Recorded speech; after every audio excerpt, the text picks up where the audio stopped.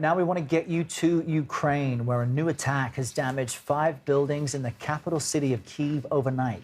Ukraine's president says Russia launched 13 drones, but they were all shot down. Ukrainian officials say the drones were targeting critical infrastructure, but none were damaged. This comes as the U.S. considers sending Patriot air defense missiles to Ukraine. If approved, the announcement could come as soon as this week. CBS News foreign correspondent Imtiaz Tyab is in Ukraine. He joins us now with the latest on what took place. Imtiaz, we understand that Kyiv wasn't the only target overnight. As Lana just mentioned, there were some 13 drones deployed. Tell us about what happened in Kherson.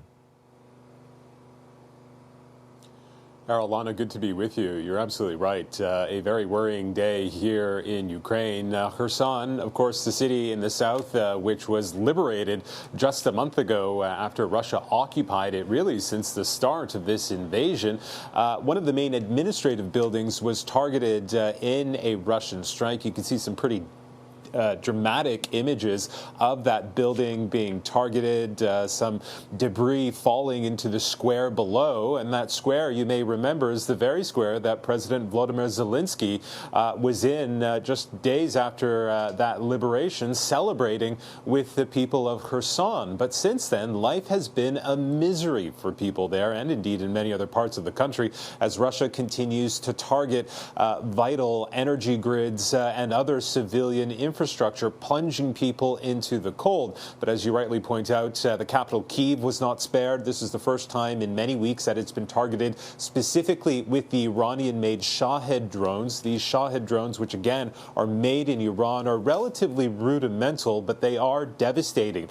Laden with weapons, they are essentially flying bombs. And although 13 of them were intercepted by Ukrainian missile defenses, it still caused considerable damage.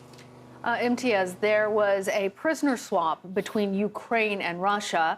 We've been talking a lot about the prisoner swap that recently happened between the United States and Russia, but this one freed 64 soldiers, and among them was an American. What more can you tell us?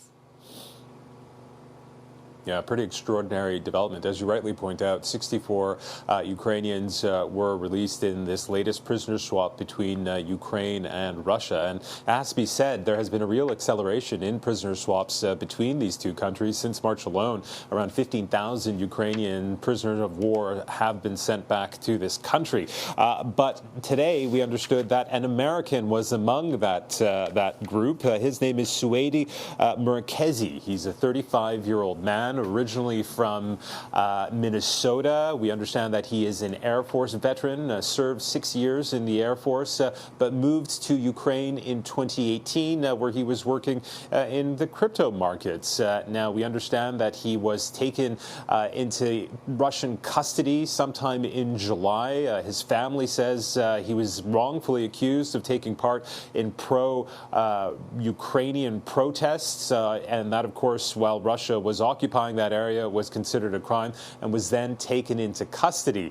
He has now been released, and we understand that he will shortly be on his way back to the U.S. But again, it really just underscores the fact that as well as Ukrainians being taken into custody, there have been a number of foreign nationals, including Americans, who find themselves as prisoners of war held by Russia. We've been hearing testimony from some of these people, mainly Ukrainians who have been released, and they described terrible abuse that they faced at the hands of Russia, with something which is considered a war crime. Now, Imtiaz, we always have to be careful when we take commentary from the Kremlin, you know, considering things like Putin wouldn't even acknowledge that he had invaded Ukraine until it was just stunningly obvious. But a Russian military commander is saying Moscow can't win this war without using nuclear weapons. Again, the threat of using nuclear weapons coming from the Kremlin and Russia. But what should we make of that, and how is Ukraine responding to this comment? And I'm wondering how Moscow is even trying to explain it. Yeah, Errol, you're absolutely right. You know, Russian bluster is nothing new, but when the threat of any kind of nuclear escalation in this conflict is dangled, people take notice, and certainly here in Ukraine, it's a cause for concern. Now, we have to remember that since the start of Russia's invasion, Vladimir Putin himself has dangled the threat of some sort of nuclear strike, some sort of nuclear attack. But it's equally concerning when a senior member of his own military is saying the same thing.